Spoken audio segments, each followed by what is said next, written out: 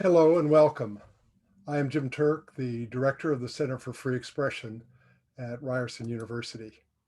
I'd like to begin by acknowledging the land on which I'm speaking to you today is the traditional territory of many nations, including the Mississaugas of the Credit, the Anishinaabeg, the Chippewa, the Haudenosaunee, and the Wendat peoples, and is now home to many diverse First Nations, Inuit, and Métis. I also acknowledge that Toronto is covered by Treaty 13 with the Mississaugas of the Credit and the Williams Treaty signed by multiple Mississaugas and Chippewa bands. Our welcome to you is not only on behalf of the Center, but also our co-sponsors for today's event, which are the Edmonton Public Library, the Milton Public Library, the Thunder Bay Public Library, the Toronto Public Library, and the Vancouver Public Library. This is the second in the Center for Free Expression's newest series, Taming Big Tech, Exploring the Alternatives. Our conversation today features Meredith Whittaker, and the title she's chosen for the talk is Take Control of Algorithms, Data, and Infrastructure. Meredith is quite a remarkable person. She's currently a Minderoo Research Professor at New York University and co-founder and faculty director of NYU's AI Now Institute. She was also founder of Google's Open Research Group. Her research and advocacy focuses on the social implications of artificial intelligence and the tech industry responsible for it. Meredith worked for Google for over a decade, where she led product and engineering teams and co-founded MLab, a globally distributed network measurement platform that now provides the world's largest source of open data on internet performance. As a longtime tech worker, she also helped lead labor organizing at Google, driven by the belief that worker power and collective action are necessary to ensure meaningful tech accountability in the context of the concentrated industrial power of the tech industry. Meredith has advised the White House, the US Federal Communications Commission, the City of New York, the European Parliament, and many other governments, as well as civil society organizations on artificial intelligence, internet policy, measurement, privacy, and security. And we are really delighted to have her with us today. Welcome, Meredith. Thank you so much, Jim. Very happy to be here. And I'm zooming in from unceded Lenni-Lenape territory, which is also known as Brooklyn. Welcome. Meredith is going to be joined in conversation today by Andrew Clement. Andrew is Professor Emeritus in the Faculty of Information at the University of Toronto, where he coordinates the Information Policy Research Program and co-founded the Identity, Privacy, and Security Institute. With a PhD in computer science, Andrew has had a long-standing research and teaching interests in social implications of information communications technologies and participatory design. Welcome, Andrew. Good to be here. So for today's program, Andrew and Meredith will be in conversation, and after about 45 minutes to an hour of conversation with Meredith, Andrew will turn to the audience, that is to you, to bring you into the conversation. As you listen to their conversation, if you have a question at any point that you would like to ask them, you'll notice at the bottom of your screen is a Q&A button. In this version of Zoom webinar, the chat function does not operate, but the Q&A button does. So at any point during this conversation, please write down any question you would like to ask them. And when we get to that point, Andrew will turn to Ange Holmes, who's the coordinator of the Center for Free Expression, and ask her to share with the two of them the first question that has come in. So just do your questions as you think of them, and we'll get to them in the course of the conversation. So now it's time to hear from Meredith and Andrew. Over to you. Well, thank you, Jim, and thank you all of you out in Zoom land, wherever you may be. This is the, well, I'm reaching you from my home on Canada's west coast in the unceded territory and ancestral homelands of the Sidewalk Nation and other Salish peoples in what is now known as British Columbia. This is the second of three events in this series of Taming Big Tech, in which we are questioning the power and reach of big tech and exploring alternatives to it from a variety of perspectives. This series has grown out of a statement a group of us researchers in the area of participatory design who are concerned about the deleterious effects of big tech's dominance, and we published earlier this year a statement entitled "Defund Big Tech, Refund Community. Antitrust is not enough, another tech is possible." We kicked off this series, the Taming Big Tech, by talking with sci-fi author and digital rights activist Cory Doctorow. So welcome back, all of those who caught that great session. If you missed it, do check out the CFE's events page for a podcast. We had a lively this conversation based on his recent book, How to Destroy Surveillance Capitalism. Cory focused on big tech's monopoly power and the urgent need for antitrust measures to break up the tech titans to greatly expand the possibilities for competition and, more importantly, self-determination. Cory invited us to view big tech and surveillance capitalism as a giant comet hurtling toward Earth. Should the superhero, he imagined it being played by Bruce Willis, steer the comet intact to safety or smash it into tiny pieces that would then sparkle harmlessly to Earth? Cory clearly favored the latter. While this vivid illustration has much to commend it, I raise it now mainly to open up a very different kind of conversation. This imagining of the threat as something that's outside of Earth, it's like exogenous, it's autonomous, it's coming towards us, it's very common in the tech field. That it's not something that we have made, but it's a determinist force that we can only respond to. And also, he invites us to think of the need for a superhero to save us. But of course, there's limits to this analogy.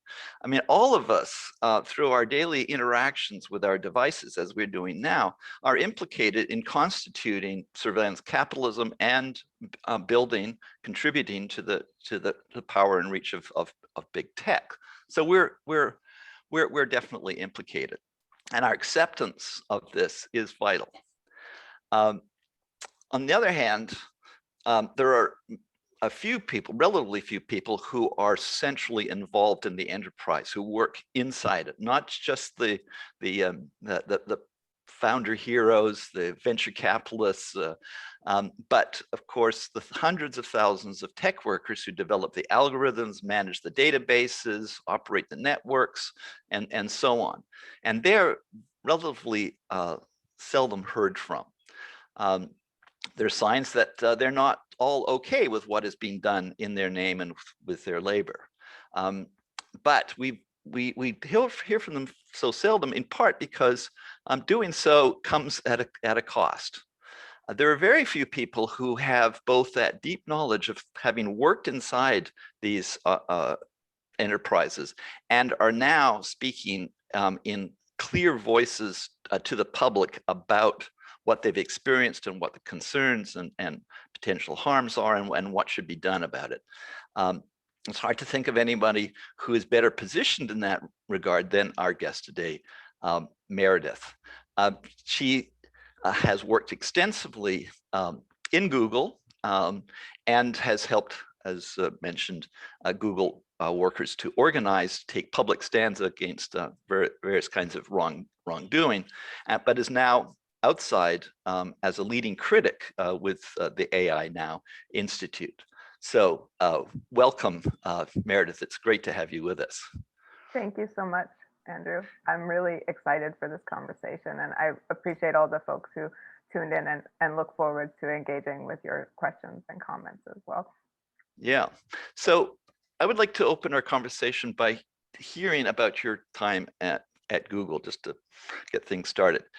You began there in 2006 and worked for 13 years. So that's a long period of time in Google's history. How did things start there with you. What was your view of Google at that time? And then over the course of that period, can you talk about some of the things that were important for you in shaping your, shall we say, your trajectory of escape, or however you'd like to put that, and the work that you did with Google workers during that time? Could you give us a sense of what was important there? Yeah, I'm happy to talk on that. I think, you know, it's a long story, and I've addressed pieces of it in other places, but I guess kind of contextualizing it, you know, I didn't grow up with like an Atari that gave me an interest in tech. I had no interest in computation or, you know, the internet beyond having a Berkeley email address when I got out of undergrad in 2006 and needed money and a job. So, you know, I was applying for jobs on a platform called Monster, which is, it's like old school LinkedIn for the young folks. And Google reached out via Monster and said, you know, can we set up an interview? So I took the job because I needed money. Like I took the job as a worker, not as somebody who like felt a pull, you know, toward Google, or that it was some kind of culmination of my identity.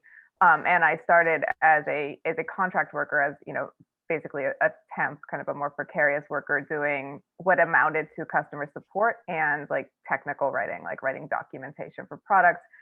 And you know, they paid the best. That's why I took the job. And I don't come from a class where like I could afford to not have a job, or where like grad school was even a consideration. So that was my path into Google. And I got into Google, and I was just, you know, I'd studied English literature and rhetoric. Those were like my degrees. So I didn't have technical training. And I was just trying to like make sense of the culture I encountered. Like, why did we get free juice? Why were the men so confident? Like, what was this sort of, you know, what was this, right? Like, why did everyone feel so good about themselves? And like, you know, what was a server, right? Like, how did computation work? So, you know, a lot of my path was just trying to like understand the, like, you know, the referent behind the jargon. Like, what were we talking about when we talked about all of this? And at the same time, you know, Google is more or less metastasizing, right? When I got there in 2006, I think there was somewhere between like 2,500 and 5,000 workers total at Google, the company, globally, right? And now it's something along the lines of 200,000, right? So you're seeing this sort of, you know, massive growth, and a massive growth in sort of the ambition of the company, which is of course necessary because it is a shareholder-driven, publicly traded company whose objective function, right, its sole, you know, its core motivation, against which nothing can contest, is infinite growth forever, right? So this is expanding market share, this is expanding revenue, this is expanding, you know, customer base, et cetera, et cetera.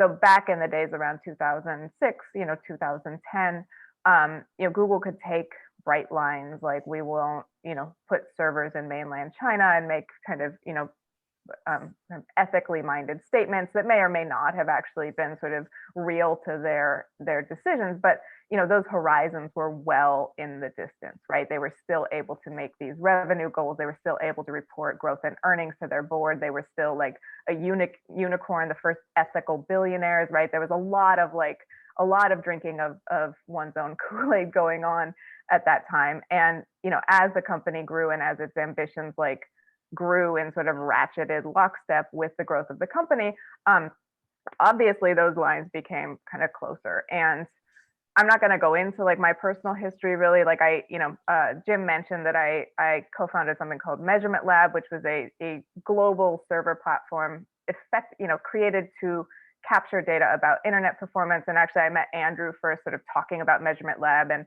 you know, how we could potentially use Measurement Lab data to trace, you know, kind of traffic that may be captured by NSA surveillance, which is a great effort that he runs. But anyway, that work on measurement and the work of trying to like construct data that could fix meaning in a certain way that could then be used in policy conversations around net neutrality and other kind of hot button and very sort of contested issues, that was kind of core to my background.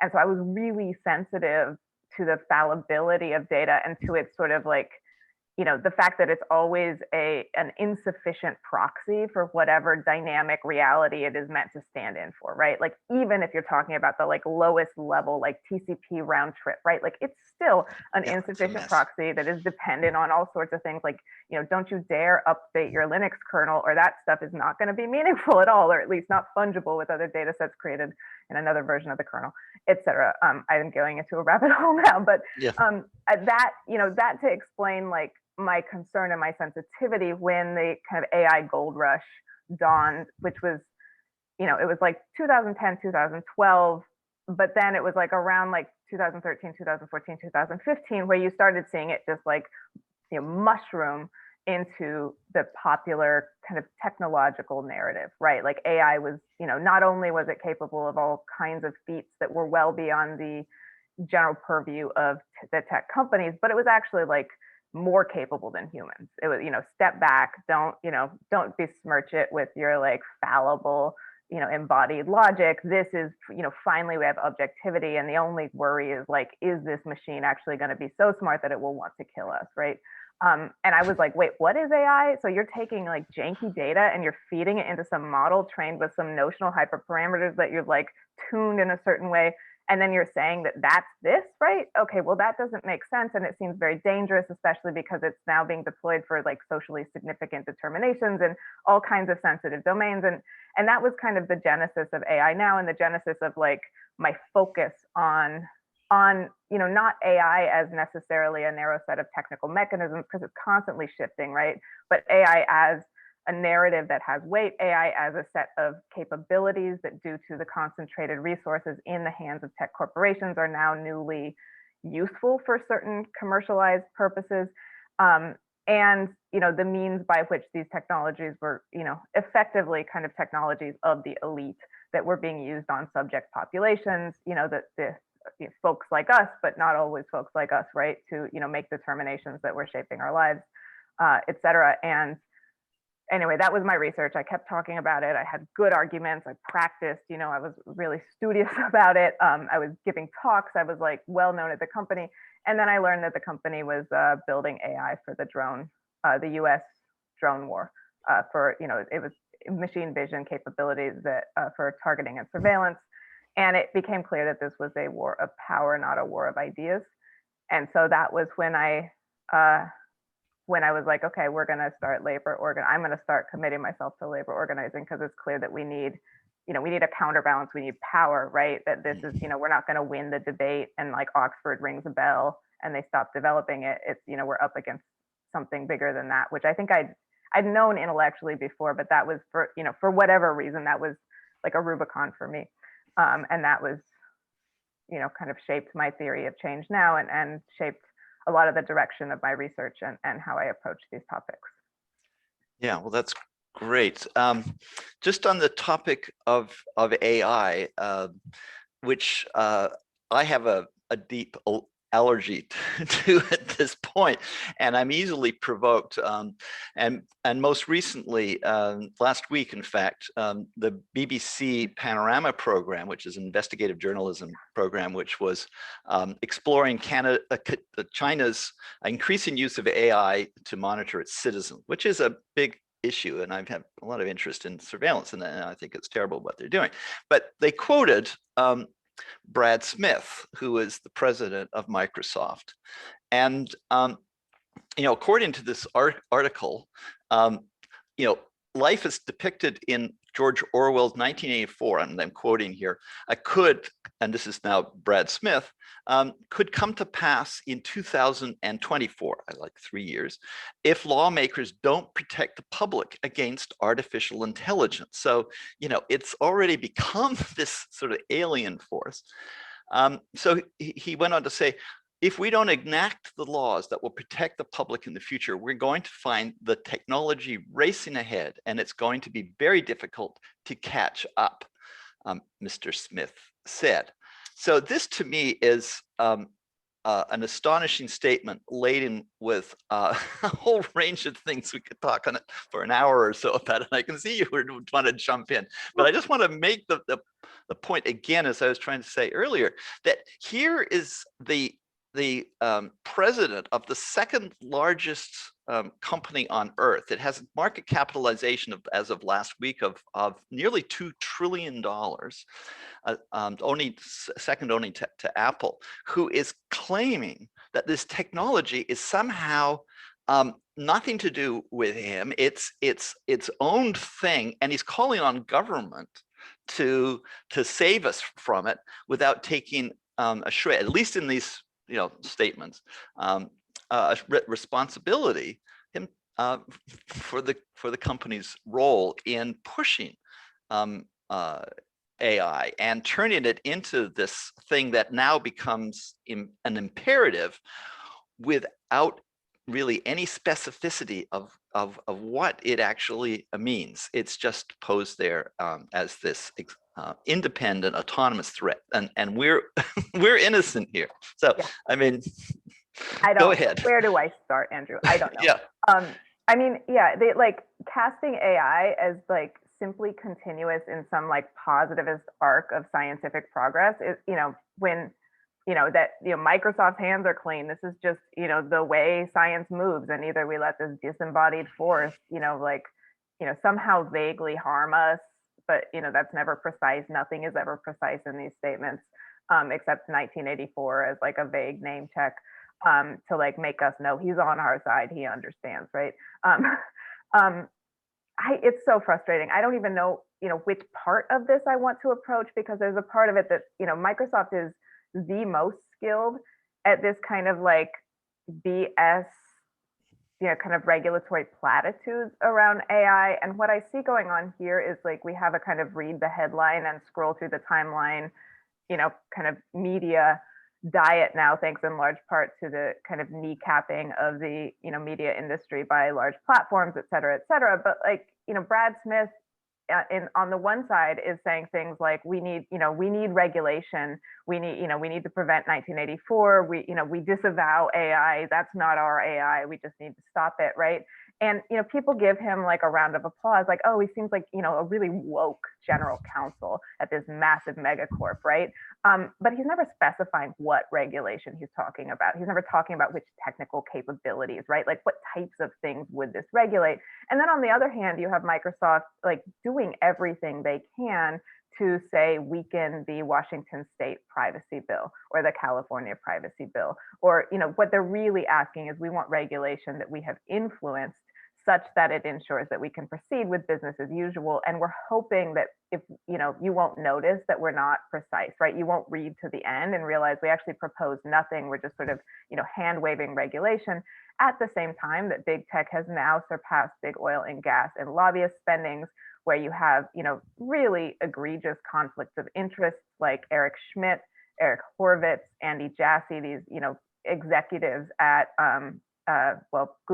formerly Google, Amazon, and Microsoft, serving on the National Security Commission of AI, literally writing proposals that are for federal government policy around AI, which, if you read them carefully, often amount to kind of a proposing a stimulus package for big tech in the name of a kind of Cold War framing, where if we don't fund and enrich sort of AI development, which is code for sort of big tech. I'm frozen. Oh, I'm frozen. Well, I'm gonna keep talking. No, you're not frozen to the audience. It may be you're frozen on Andrew's. Okay. Well, I'll just keep talking. Andrew looks frozen to me too, but in any event, there's a lot going on here in which sort of big tech is talking out of both sides of his mouth, and there's no one more skilled at that than Brad Smith, and we have to stop giving him a pass for it. Hello, Andrew looks back on my screen. I don't know. Yes, a helicopter went over and it seemed to have cut my connection, but it came back. They really didn't want us to have this combo today. Maybe. So I missed the last little bit, but I just want to add to it a bit by pointing out some of the other deep connections that Microsoft has had with particularly the U.S. federal government. Microsoft was the first tech company to join the National Security Agency's prison program, which was revealed by Edward Snowden in 2013. And this was back in 2007. And the reporting is that they were enthusiastically on board, allowing the NSA into their databases to access personal information. A number of other companies that were recruited to that, like Yahoo, resisted actively in court, but and they failed. but Microsoft was all in on that. And also right now, I mean, and as of last week, Microsoft has been awarded this contract for $10 billion over 10 years for the Joint Enterprise Defense Infrastructure, which is going to, is positioned as the sort of the perfect, truly integrated, global web for the operation of the U.S. and now particularly in terms of its fight with China, which is presented as an existential threat to U.S. dominance, I would say. So I mean, so this just, I think, deepens the concern about Microsoft, which has been sort of left out of the public picture recently compared to Apple, Amazon, Google, and Facebook. But the five of them, I think they need to be seen in that same cohort. So, and I think, go ahead. Particularly Google, Amazon, and Microsoft, because those are the cloud platform providers. Mm-hmm. And so those entanglements, as you said, you have the JEDI contract that was awarded to Microsoft. Well, the JEDI contract was what Google was aiming for when they signed the Maven contract. And the Maven contract was the sort of, the preliminary contract where they were building the machine vision capabilities for the US drone program. But it was a fairly limited contract. And what it really was doing was Google saying, like, hey, we're open for business. Like, try us out. We'll build this for you. We've sold you on our superior AI capabilities. Like, right, no one knows what that means, but everyone's like, Google can do that, right? And JEDI was sort of the contract that they were lined up to bid on after, hoping to successfully complete the Maven contract. And of course, sort of organized workers pushed back on Maven, and they dropped that contract and then committed not to bid on JEDI. But then you have Amazon and Microsoft who received the bid, and Amazon who's now sort of contesting that in court. And what you have is, it's not just the JEDI contract. They also signed a massive HoloLens contract, which is, certainly mounted displays. Yeah, it's like making Empire into a video game. Basically, you have these VR displays, and they're supposed, they give soldiers different capabilities on the battlefield, but they also sort of abstract the act of killing and the act of occupation. And that's that is Microsoft's I forget the dollar amount, but it's a major Microsoft contract. And I think again, they're much smarter about how they do this than the other two companies. They were, they're older. They never were considered cool, right? Maybe they were in the 90s, but not when I was an adult sort of. And they, they were chastened by the antitrust ruling. And so, when I first noticed Microsoft's sophistication around this, it was like around 2010, 2011, where I saw, or at least first noticed, that they were sort of hiring, that Microsoft Research, which sort of brands itself as sort of separate from the company, but of course, money comes from the same places wherever you work, if you're working for a corporation. And they were sort of hiring a number of people who had done really good work around, being critical of, sort of data acquisition, of big data, of, algorithms, of, things that set companies like Google and Facebook apart, right? So they weren't really taking a stand on that, but what they were doing was valorizing a kind of humanistic criticism, and then that entered that criticism into a more mainstream discourse that just happened to sort of point toward those other companies. And now, of course, we're in 2021, and every company in tech is an AI company. Sort of data acquisition or data construction is the name of the game. And the way to expand is into these massive platform contracts. So I think, and Microsoft has just taken a stand where they, they strip all the meaning from a lot of these words like surveillance, like regulation, et cetera, and hope you don't check that they actually, haven't defined those in any way that would prevent them from, again, signing $1 billion deal to, provide, AI enabled sort of video game simulations to US soldiers. Yeah, they're very sophisticated. And I think we need to start, anyone who's sort of invested in checking the power of these companies needs to pay much more attention to these sort of, seemingly mundane machinations that are happening in DC and elsewhere, where these narratives are sort of inoculated and becoming common sense around the people who, we're hoping will, say, listen to us or adopt our view of regulation. But they, I think we're up against a lot of these narratives and a lot of these strategies that we may not be clocking as sort of researchers who are sort of heads down, just trying to understand our topic. Mm-hmm. So you mentioned earlier about the need for countervailing power, and obviously to an initial candidate and the proper role for this is government to represent the interests of the public interest. But as we've discussed, they're deeply implicated. I mean, it's not monolithic. There's still possibilities. But I wonder if you could say a bit more about other sources of countervailing power, particularly tech workers. And I think you were being modest by not mentioning your own role in the opposition to the Maven program, but that has to be seen, I think, as a victory of at least in a battle. I mean, it hasn't, certainly the war is not resolved here, but just being able to get Google at that time to stop the Maven project and withdraw from contending for Jedi, that seems to me a huge achievement. Are there more things that we could see potential coming out of tech workers? What drives them, and what how might they become a force here? And well, I think they're becoming a force, and I think it's very clear to me that organized social movements, and particularly organized labor, giving kind of labor's specific affordances under capital, are gonna be necessary if we're gonna fight this sort of the aggregated power of big tech, and also the sort of entanglement of tech, securitization, militarization, policing, et cetera. These sort of what I would say kind of a coalition of the elite that is doing everything they can to maintain a status quo that is literally killing the planet, right? I think the stakes are that high, and I think if you look at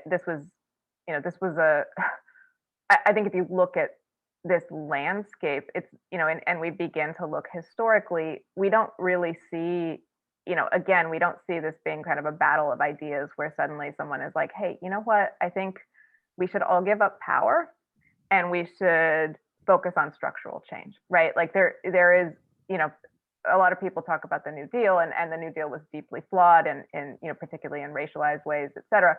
But, the New Deal followed, years of, not just protests, right? You're talking about militant protests. You're talking about, taking over towns. You're talking about, people in the streets. You're talking about people getting killed, right? Like you're talking about sort of unrest that was, big enough for the New Deal to seem like a safer bet than the status quo. And I think that's sort of what we're working with, right? Like how do you, force the hand of, regulators and politicians in the age of Citizens United, right? Where you kind of can't get elected to office, or it's very difficult to get elected to office without a billionaire patron and a super PAC, backing you, right? How do you do that in the age of Prop 22, where you saw, the massive gig companies effectively buy. That was in California. Yeah. Which, as my dear friend and colleague Bina Dubal argues, Prop 22 echoes the racial wage carve-outs that happened under the New Deal, which excluded domestic workers, excluded agricultural workers, which seemed facially race neutral, but of course, Black people were concentrated in those areas. So we can look at Prop 22 as another carve out that is sort of excluding a primarily racialized labor force from basic labor protections and creating a new category into which to fit those people that doesn't have those protections. So again, that was something that when we're fighting this, I think we have to look at those dynamics overall and then be like, what would make it easier to pursue structural change, to redistribute the power of these companies, to redistribute control to workers and communities, et cetera, than to proceed with the status quo. And there, in my view, there needs to be, organized workers, organized communities, and a kind of a militant movement. And by militant, I mean sort of willing to take direct action and to agitate, not simply sort of waiting for the bargaining table every year, who are going to, make it uncomfortable to proceed as we have proceeded in the past. Where do you think that can happen? I mean, being in Canada, we don't have that many. Well, we have a few billionaires, but not quite. And we don't have a Citizens United. Our financing doesn't work quite the same way. But there's still, a strong grip. I would say of the technological imaginary of big tech that. Well, most notably, I would say in Canada recently is around the Sidewalk Labs promise to make over Toronto's urban waterfront with a sensor-driven, data-intensive version of urban living, and that, for various reasons, failed. But it feels like that we're more on the periphery here, but there was some, I think, effective organizing against that. So block Sidewalk, yeah, which is blocking Google and the privatization of public infrastructure and public space. Yeah. So partly that movement, it's hard to say it's a movement. I mean, it was only very brief and it didn't involve thousands of people and so on, but was mainly labor and community organizers. There weren't too many tech workers in that. What do you see as the possibilities of opening up connections between tech workers and those, more on the outside? Is that a basis? What are some examples of that where that's promising? Well, I see. I think it's necessary, right? I think we can't do this without those connections, in part because we each, sort of elite tech workers who are sort of, doing the engineering jobs and have full-time status, often often have no idea where the technologies they're building are being deployed, right? Who's using them for what? Who's suffering the consequences? They're in, well air-conditioned rooms, sort of whiteboarding hypotheticals. There's as much marketing inside these companies dedicated to convincing, the elite workers that what they're doing is good and they should feel good about themselves, as there is outside of the company doing, effectively the same for the public.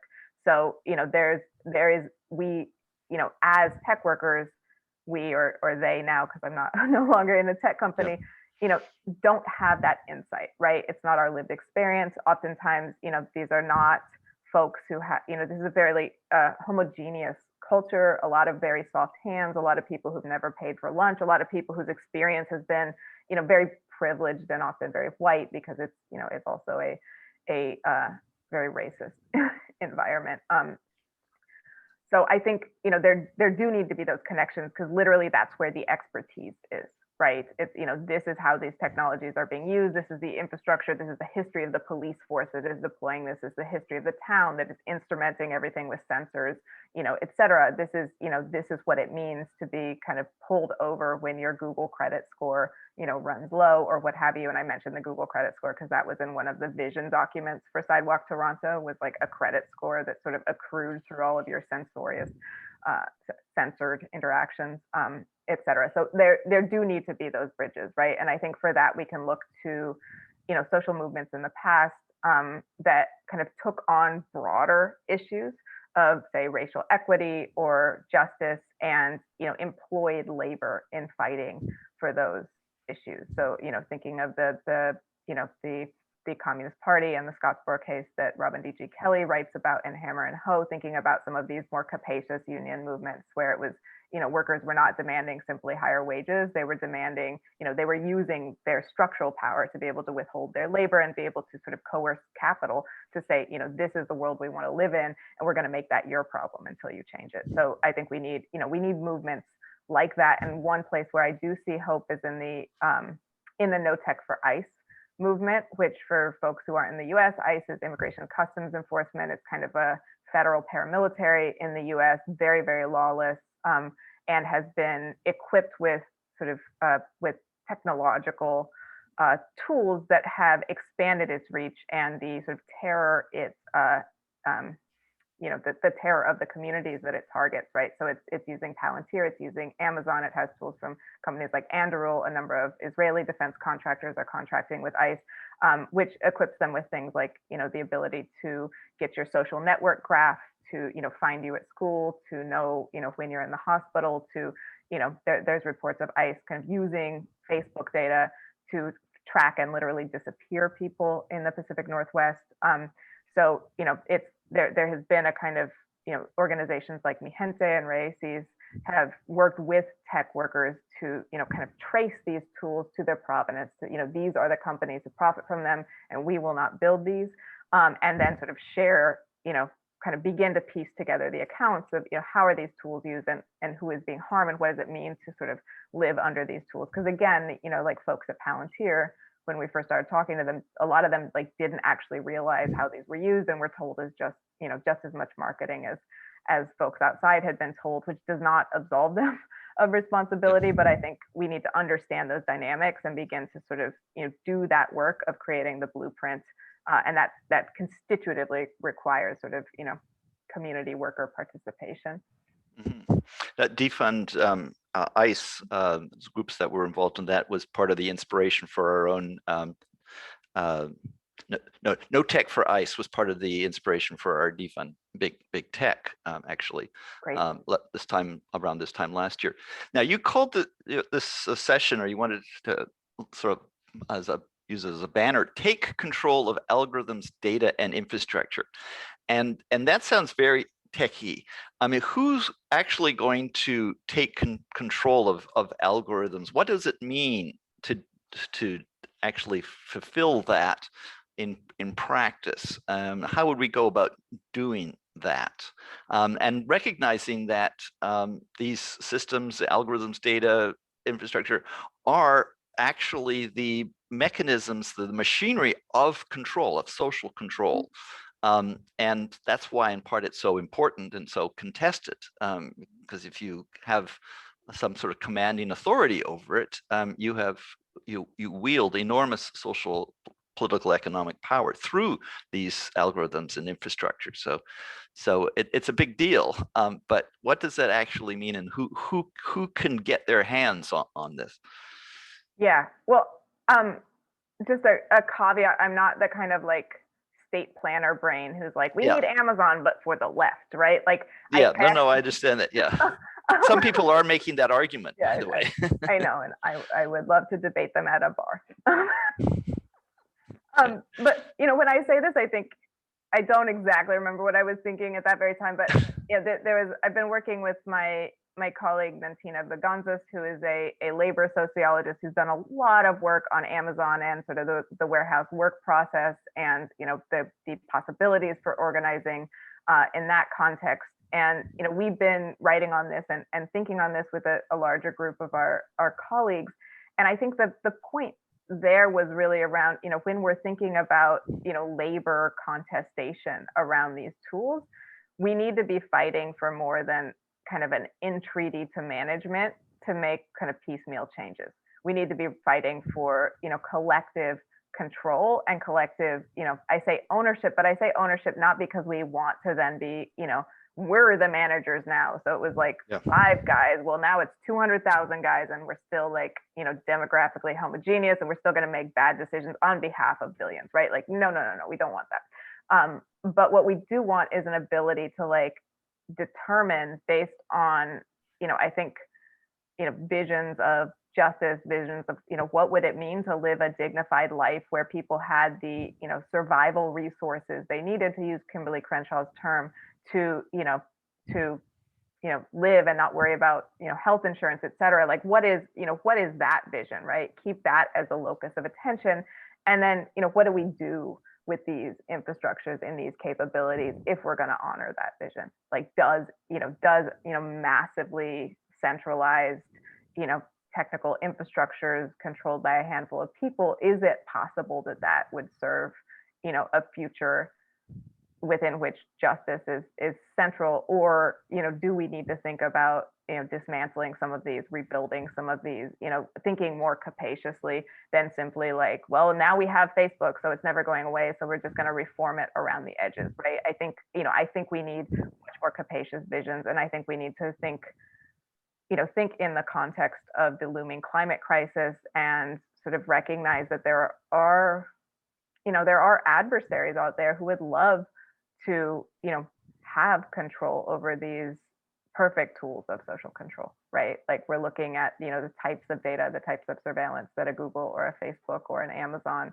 has, the types of data they're able to buy, the types of infrastructures that they are sort of inoculated within, means that's a really enticing target. And we do see the global far right sort of, aiming for that target, whether it be Josh Hawley, like saber rattling around Section 230, or, the Modi government sort of demanding a backdoor to WhatsApp, et cetera. This is not going away. So I think our vision needs to be a lot bigger, and we have to, again, we have to think beyond kind of like the status quo as given, and think about like, do we need a Facebook at all? And if not, what social affordances and capacities and resources do we need to build up, so we're no longer dependent on Facebook to, run our marketplace, or, host our knitting group, or, whatever it is that Facebook does. I haven't been on it in a second, but, think about like what needs need to be met, not, what can we do with a bunch of servers?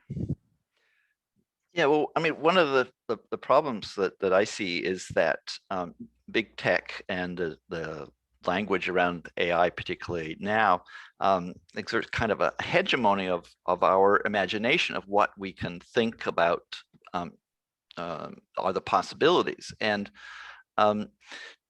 what do you think the role of trying to project and experiment with positive pro-social uses, deployments of technology, of community based technology, has in I guess at least challenging some of that that the imaginaries of big tech, even if you can't at this point bring them to the kind of scale that would be necessary to to fulfill their possibilities. I mean, I think of this as we're in a stage of developing sort of the digital infrastructures that are comparable to those of the previous generations, but we haven't yet figured out how to treat them as infrastructures that serve a public interest. Do you think there's a value in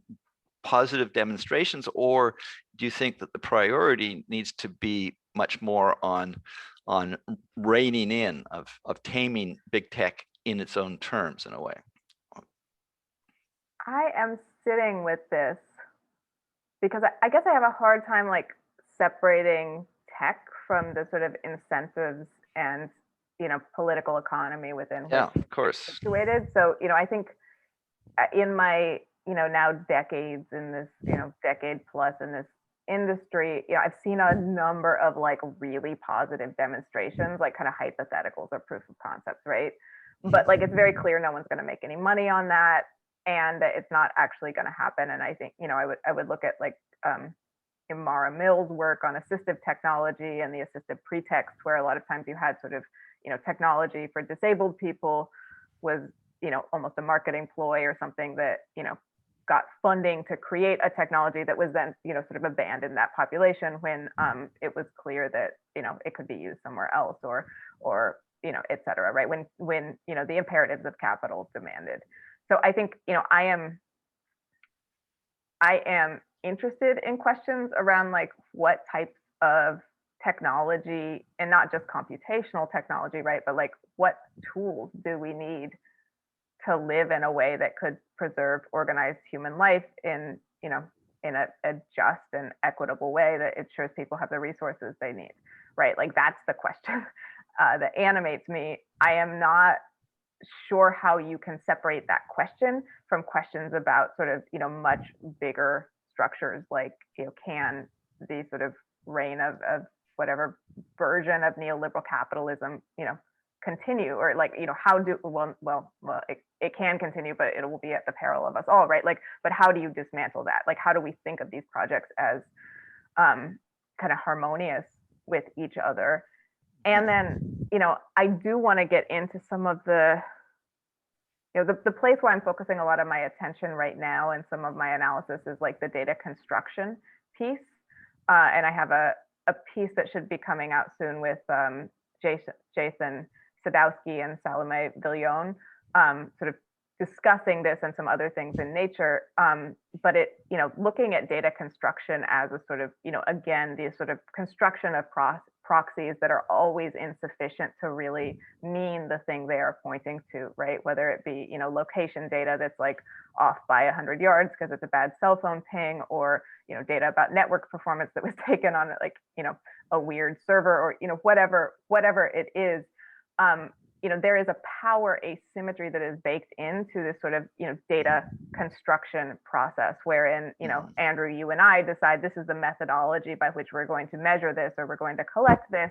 And we have sort of, enrolled willingly or no, different subjects into that, right? People will be implicated in that. And that reflects sort of our power to decide, our like the state planner power to decide on behalf of others.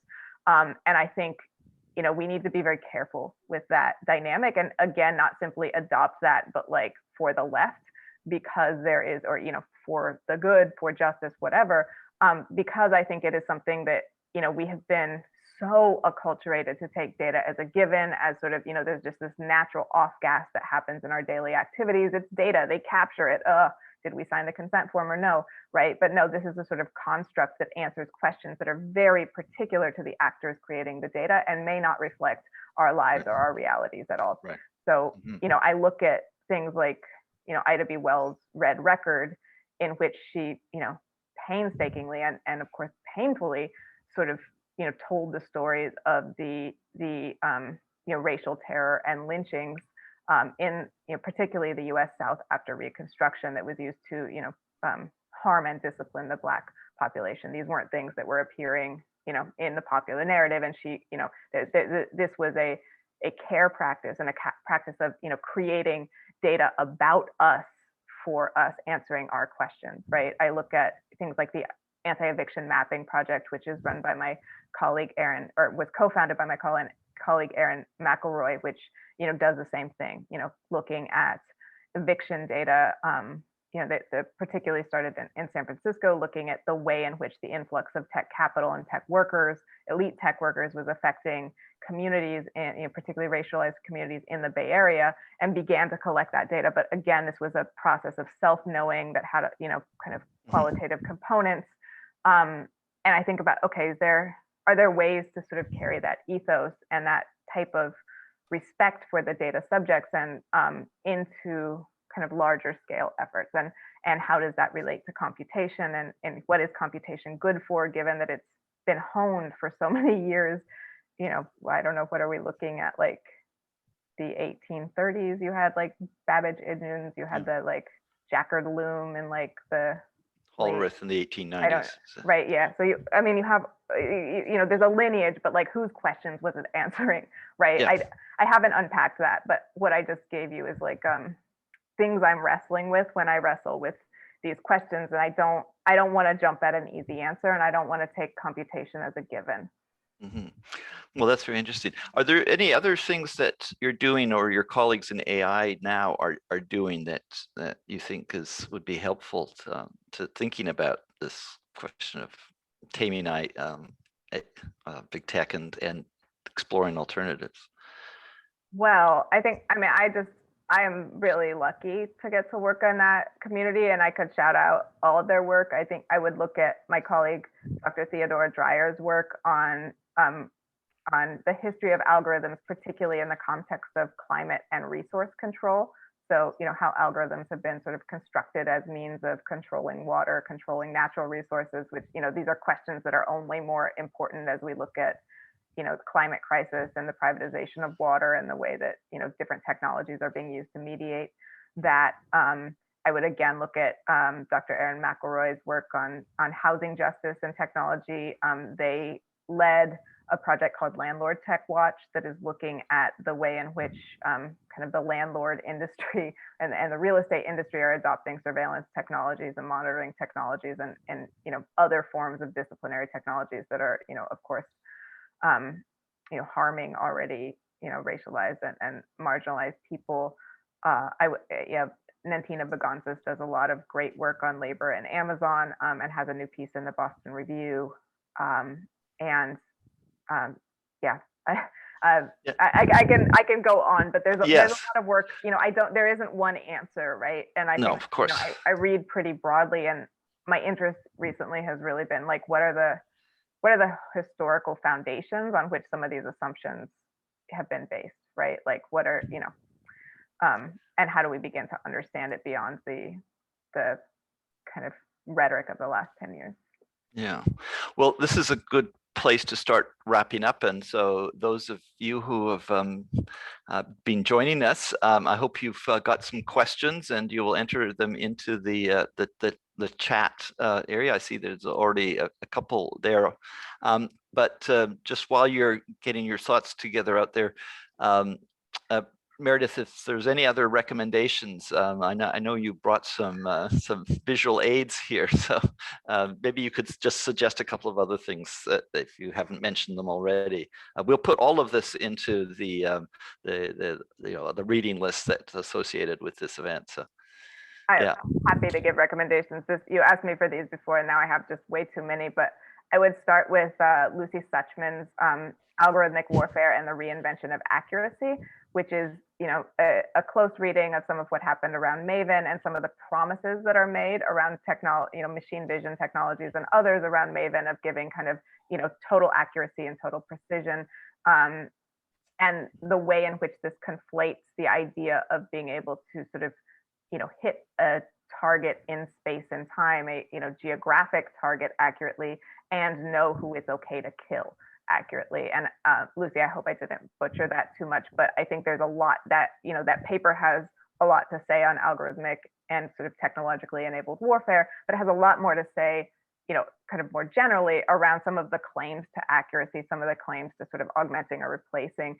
human capabilities that are being made about these technologies, and I draw on it a lot. I want to recommend Catherine McKittrick's Dear Science, which is just a really careful and beautifully written meditation on sort of, I think the epistemic foundations of what scientific thought requires of us, and some of the traps within those frameworks and within sort of academic disciplinary frameworks more generally, and sort of relating this back to sort of to Black studies and Black scholarship. And there's a beautiful chapter on algorithms in here that taught me a lot. So that I have a whole stack, so you can just cut me off when I'm done. I think we'll take 3, shall we? Okay. Yes. Well, this is Ben Fletcher, The Life and Times of a Black Wobbly. And Ben Fletcher was, he was sort of early 20th century, and he was an IWW member and one of the founders of Local 8, the Marine Transport Workers Industrial Union, which was one of the most powerful interracial unions that took on a lot of racial justice issues. So if we want examples for people who had this type of capacious vision and practiced justice unionism and labor organizing in pursuit of justice, this is wonderful. And it's also in his own words, and he's really funny. So it's extremely lovely. And then I'm also reading Walter Rodney, How Europe Underdeveloped Africa, which is a brilliant Marxist reading of colonialism, and that is care of Dr. CBS, who recommended this on her podcast, The Last Dope Intellectual, and I picked it up, and it's been really helping me again think about these sort of entanglements of empire and how particularly plantation slavery relates to colonialism, which relates to sort of the investments of empire. Now, and I swear all of those do help me think about algorithms, and particularly the way in which the flows of tech and the flows of tech capital are sort of running along similar sort of So are you suggesting that big tech doesn't just arrive, out of nowhere, but is actually a culmination with deep historic roots of oppression, dominance, technological prowess, and so on? Yes, I'm screaming that from the rooftops. Okay, good. Okay, well, thank you so much. Ange, I think we're ready for the first question. Yeah, and again, folks, you can use the Q&A button to ask questions, so please get them in there. The first question is from Howard, and Howard asks, is AI able to be regulated? At a given government level, rules could be written and some professional licensing can be required, but what about other governments and individual software developers, especially since most of the tools are available as free software? Yeah, AI can be regulated, absolutely. And I think, again, like, let's get into sort of what is AI. Yeah, you can train a test model, spin up some AWS instance, and if you don't set the billing to the wrong setting, you won't rack up a $8,000 fine or fee for that. You can get some, play data, you can train it with that, and you can have kind of a tinker toy model, but you can't distribute that, at scale, as they say in the tech industry. And you can't really do much beyond that, right? So it's not, the idea that these are sort of free to everyone to develop and it's like the cat's out of the bag, it's just, in the ether. No. It requires extraordinarily, expensive and actually rare resources in combination to produce the type of AI, the sort of supervised machine learning that we're usually talking about when we talk about AI. So I think there are a lot of people who benefited from the myth that this is just scientific progress that's put down in different journal articles that we can all reproduce and sort of build on. But no, this is, a lot of times what we're talking about is concentrated data resources, concentrated infrastructural resources, and concentrated capital resources that have been masquerading as scientific progress, because of course that's much more convenient than saying like we have a monopolistic hold on these resources and now we're the only ones who can sell them back to you. Right. Great.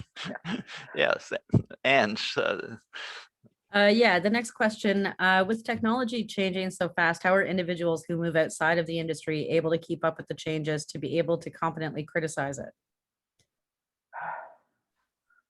Well, we're never gonna be able to all see everything, right? And I would say even people inside the industry don't see everything, right? Some of the most closely guarded secrets in my experience within Google were the contracts that were licensing cloud infrastructure and AI capabilities as a service to third-party institutions and businesses. So actually who used those resources, how they use them, for what purpose, like it's very hard to know. So there is structural obscurity that is intentional and that is meant for us to not actually get a clear view of, which infrastructures and which, corporate products might be shaping our lives and opportunities. But that doesn't mean we can't, get engaged in the context of issues we're already engaged in. And I think, I think there are a lot of issues, but don't think you have to know everything, and particularly don't think you have to have like computer science training to have standing to comment on how your experiences are under these technologies. That is a myth that has been used, to shame people into silence because they don't want to appear dumb when they're talking about, tech, and somebody like, scoffs and says like, we need more computer scientists in the Senate, right? Like, no, we need more people who understand what it's like to live under technologically mediated regimes controlled by, elite companies or other actors. We don't, necessarily need someone who, is really good at C++. So I think, know that you have standing, and then look around in your community, right? Are they implementing proctoring software in the schools? Is there, are there other, are there smart street lamps? I know Lily Arani, who's a scholar and a good friend of mine, and someone whose work really influences me, has been fighting kind of so-called smart surveillance street labs in San Diego for a while, right? So I think if you look around, you'll find ways in which these technologies are sort of interpolating, your life and your community. And I guess that's what I have to say. Like, what do you care about anyway? And then how does this, how is, tech or kind of affecting it? Yeah, I think that's a great important question, and I would endorse what Meredith said. I mean, there is so much sort of technological intimidation in the way in which those who claim technological expertise or ally themselves with those who claim that shuts down discussion and debate about what are the alternatives, how does it work, what are the limitations, what are the costs, who's benefiting, who, and so on. So one of the ways I think that can act as this kind of an antidote to this, the kind of, well, it becomes a sort of technological determinism, as we've mentioned earlier, that Brad Smith, for instance, was invoking, is to just say, slow down, what are we talking about here? What's your evidence? Because so much of the argument is basically lost by the time you accept the premise of what is being projected as AI or its benefits and so on. So, being a lay skeptic, I think, is a valuable position, and there are too many. In proportion, there are too many people who are making unfounded and exaggerated claims about the benefits of technology or their particular proposals. There's so much marketing and hype in here, and I think that would do well to puncture that and slow things down and get people to actually tell us in language that isn't so riven with, for instance, anthropomorphization. So talking about machine intelligence, what is the intelligence that learn and that can recognize, that are that are artificially intelligent, that if we try to express and explain what's actually going on without invoking these kinds of terms that basically smuggle in our own assumptions about what's going on, we would be way better off. So, did you want to add to that, Meredith? I saw you. I agree. Yeah. And I think, then let's also question the premise of intelligence itself and how it's been used to sort of naturalize a kind of biologically deterministic view that has painted social inequality as biological destiny, always already racialized. Yeah. Gendered. So I think we need, we need to push on those buttons a little bit as well. Good. Ange, another question. Yeah, the next question. Most politicians seem to be in the thrall of big tech, uncritically accepting the inevitability and desirability of a technologically infused future. How can we educate the public to feel empowered to ask difficult questions and deal with this?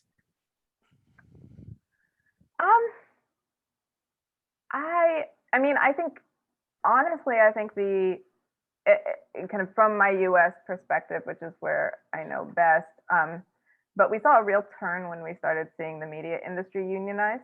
And there, I'm not sure this is causal, but there was at least a correlation to sort of, the uptick in organized media workers and a much more critical lens on big tech. So I think we are seeing kind of counter narratives that are helping the public break through the kind of big tech written narrative around, what tech does and what it, what it doesn't do, who it serves, and who is the most at risk of harm.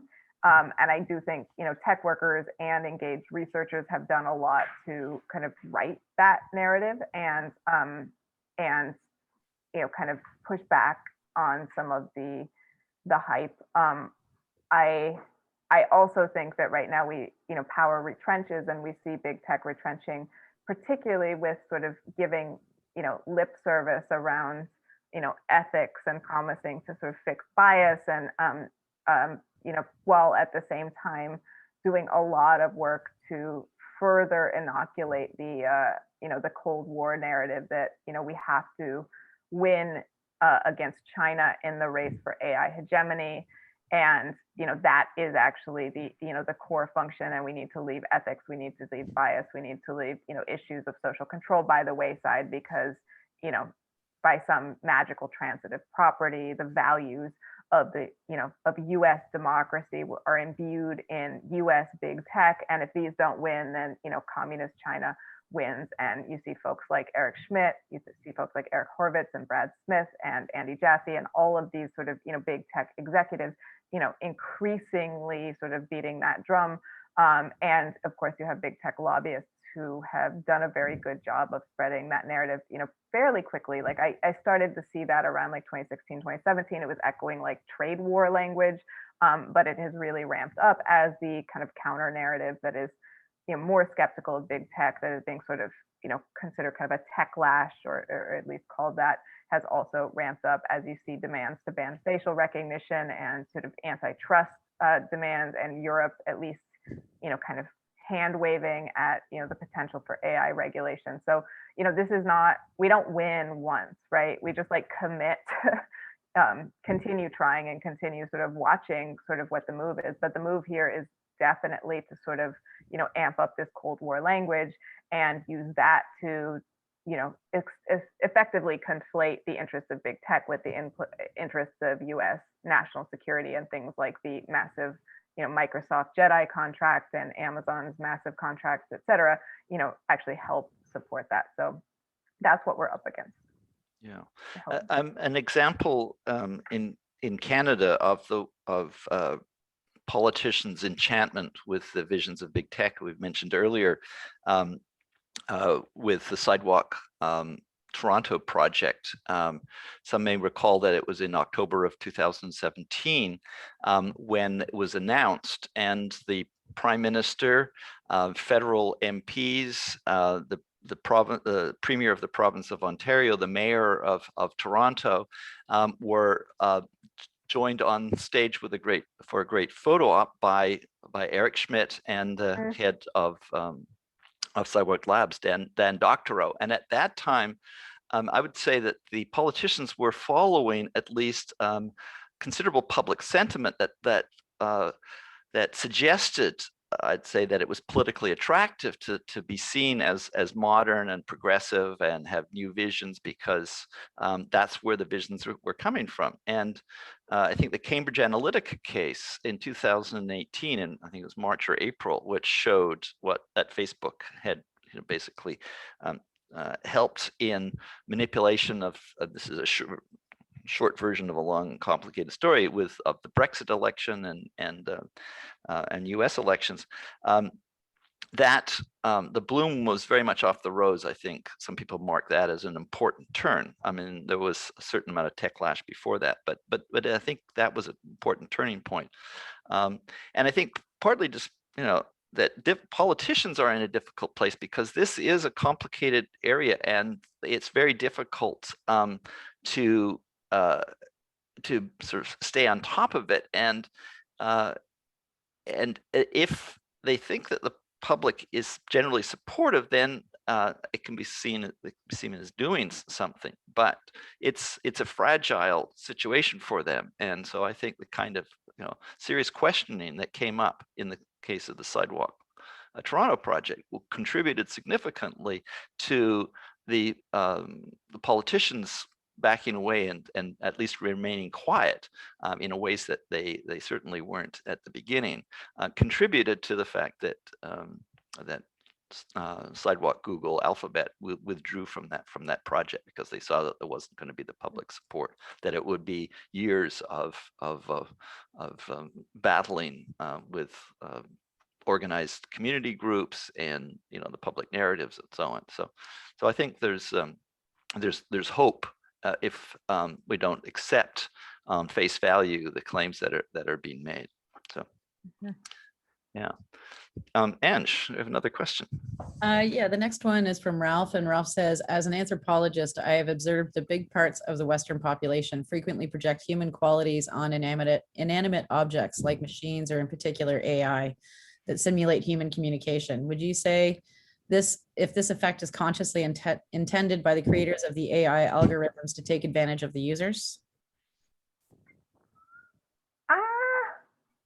I never saw like a meeting where there was a plot, but I did know, like the term AI, I don't know, this may be apocrypha, but I read it and I'll find my source if you want it. The term AI was coined around or artificial intelligence was coined around the Dartmouth meeting.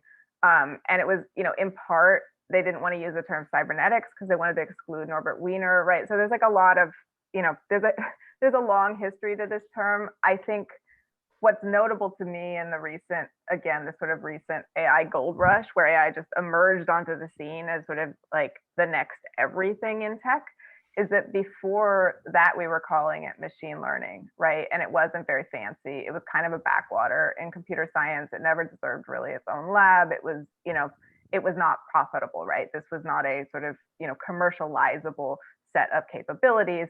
And, when you saw this sort of, you had this around 2010 that was like Google Brain and Google X, and then you had AlexNet in 2012, and there was, around that time there was sort of a nexus of different attempts that were using GPUs, these specialized chips and processors that allowed like rapid parallel processing that didn't overburden your memory, and those were created for gaming primarily.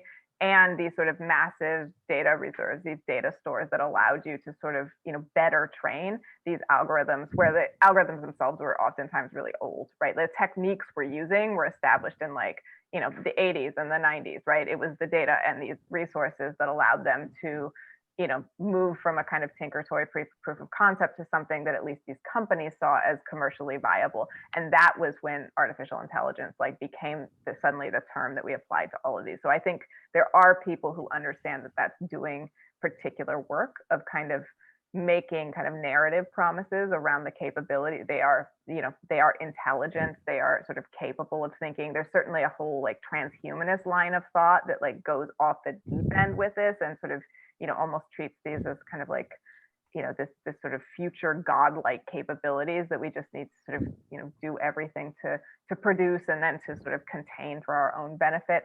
But again, like I don't know if it's conscious or not, but I do think there are some people who understand that that's doing work because, in this last period, we did see a pretty clear inflection point that went from like, this is machine learning. It's like boring. It's not going to get any grants to like, everyone who does machine learning is doing AI. Anyone who does like, Excel formulas is maybe doing AI, right? It's all AI and it's all, extremely powerful.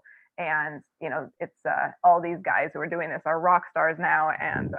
And we're betting all of our billion-dollar companies' valuation on it.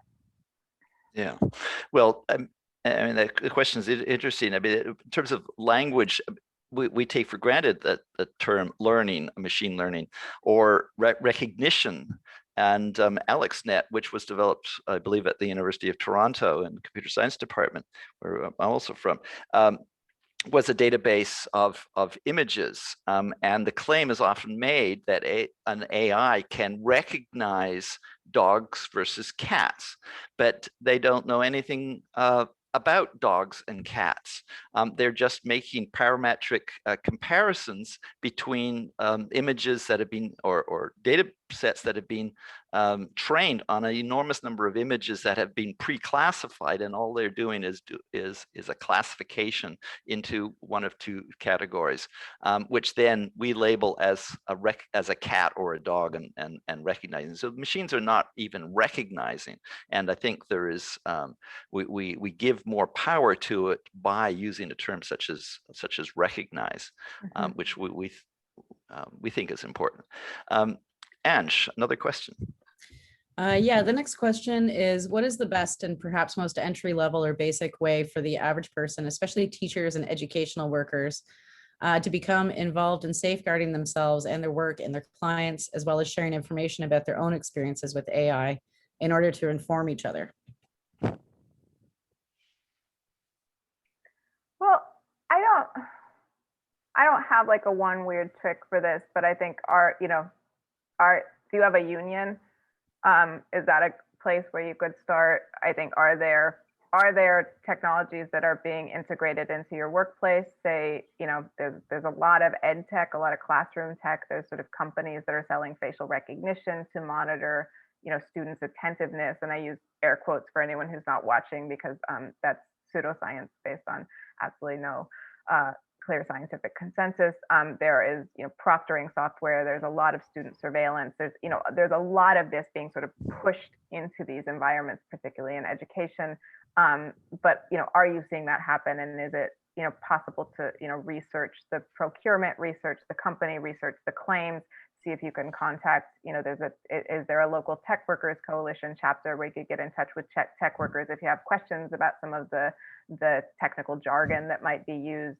Are there other groups that you could get in touch with? Is there a college with a student group that might be organizing around this that you could talk to? Are you seeing this sort of deployed on your students? I think, again, there is an old IWW, International Workers of the World maxim, that's dig where you stand, right? So where are you and what do you care about and where do you see that sort of happening around you? And you'll know that better than I ever will. But I think, once you start looking, my experience has been there's no lack of opportunities to see where you're seeing these forces sort of pressing on your context, and you can go from there. Okay, great. Ange. Yeah, the next one, do you see any value in the proliferation of ethics guidelines in relation to algorithmic systems? Can those guidelines do any useful work, or what are their limits? Well, most of them are not enforceable. And again, I will point to some of Lucy Suchman's work on this. I forget what the article title was, but there was a piece that was, effectively sort of calling out the unenforceability of these guidelines. That I think it's valuable to read. But I guess no, I don't think most of them are useful. I think most of them are sort of promissory PR that is saying look, we'll self-regulate, look at all these beautiful words, but are, effectively they're not verifiable publicly. They're often not even anchored to clear specifics, what does it mean for a system to do X?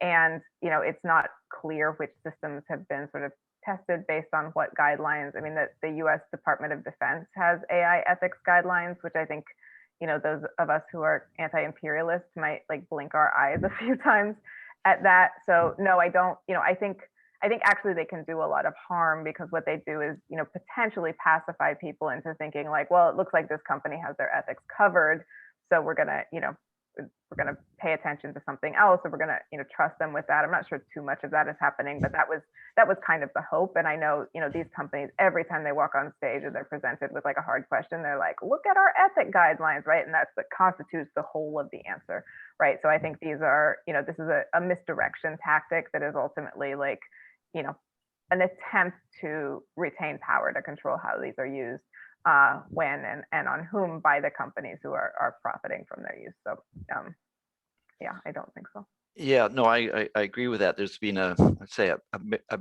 minor growth industry in developing ethical frameworks for considering AI, and I think many of them are done earnestly, but I think overall they serve that purpose of deflection and when one of the particular dangers, I think, of framing these issues as exclusively around ethics is that it leaves out the politics and the questions of power and interests and who's doing what to whom, particularly in sort of organizational and enterprise setting. It's a way of putting the emphasis onto the individual actor somewhere in the organization who are supposedly have to take some responsibility, but overall the organization eludes these because, as you're saying, the enforcement isn't there. They very typically do not have effective accountability measures that are associated with sanctions or other ways in which the organization itself would be held responsible for their actions. So I'm very suspicious of them, but they have a value in terms of raising at least some of what we would like, but they cannot be, they do not wave a wand and sanctify any of these activities, as far as I can see. Now, Ange, I think we have time for one more question. Okay. The next question, Sam asks if you have any thoughts on privacy and the arguments laid out in the new book, Privacy is Power by Carissa. I have not read Carissa's book, although I really like her scholarship and she's a great person. I haven't had time. I support privacy. I'm on the board of Signal, which I think is core infrastructure for social movements and dissent at this point, because it's very difficult to find another service where you can opt out of surveillance, or at least sort of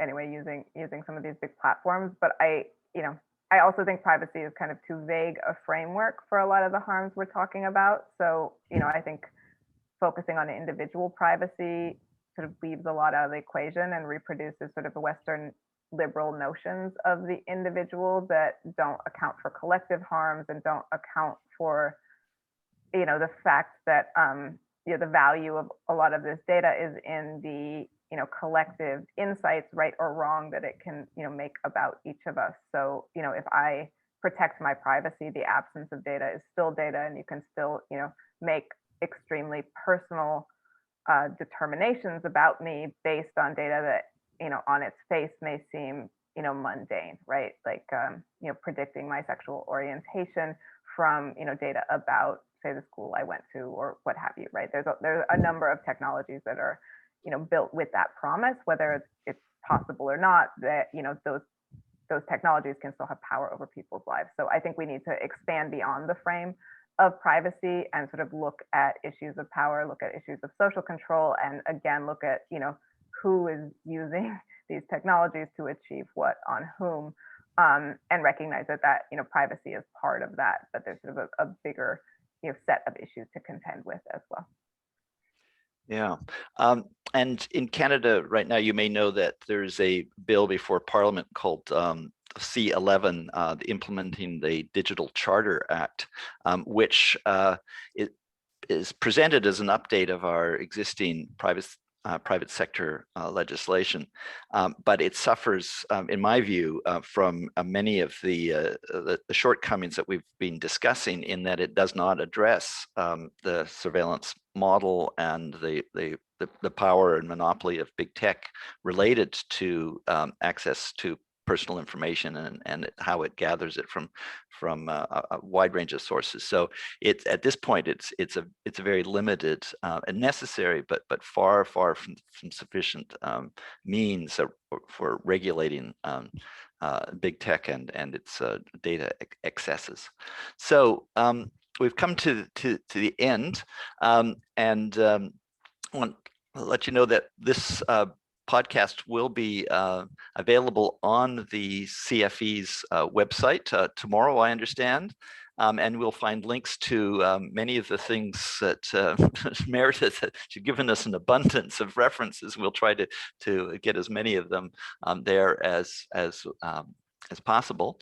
So I hope you all have found this as stimulating as I have. I think it's been a great conversation, and that you'll join me next week on Thursday, not Wednesday, at the same time, 4 p.m. in the third of the Taming Big Tech series. We'll have actually Lily Irani, who Meredith mentioned briefly, as one of 3 panelists, along with a couple of other activist researchers. And we'll be exploring the themes that were raised in that report that I've mentioned earlier: the defund big tech, refund community, antitrust is not enough, another tech is possible. So please join us then. So thanks very much, Meredith. It was wonderful talking to you. Thanks, Ange, and thank you all for joining us. And I'll turn it back to Jim. Thank you. Yes, I want to join Andrew in thanking you, Meredith. I think it was a very stimulating thing. 90 minutes may seem like a long time, but I feel like we just sort of scratched a number of surfaces, and we Yeah. should have more time to follow through with some of the issues that got raised. As Andrew mentioned, a video recording of today's conversation will be on the CFE website tomorrow, along with some suggestions for more resources that you can look at if you're interested in any of these issues. And you'll find that at our website, which is cfe.ryerson.ca. Also, as Andrew mentioned, our next event will be the third in the series, the ongoing series of Taming Big Tech, exploring the alternatives, which will continue in the fall. But the next one will be featuring, as Andrew mentioned, and Meredith mentioned, Lily Irani from the University of California, San Diego, Pedro Reynolds Chiar from the MIT Media Lab, and Don Walker from the University of Toronto, and moderated by Andrew, titled Defund Big Tech, Refund Communities. And the panel will explore how community-oriented activism can lay the groundwork and help demonstrate that another tech is possible. So it'll be a week tomorrow, Thursday, June 10th at 4 p.m. Eastern Time. And for those of you who missed the first in this series of Taming Big Tech, which featured Cory Doctorow, you can watch that video as well on our website, cfe.ryerson.ca. Thank you so much for joining us today. Goodbye. Thank you all. Great. Thank you, Bye-bye. Andrew, Thank you. Jim, and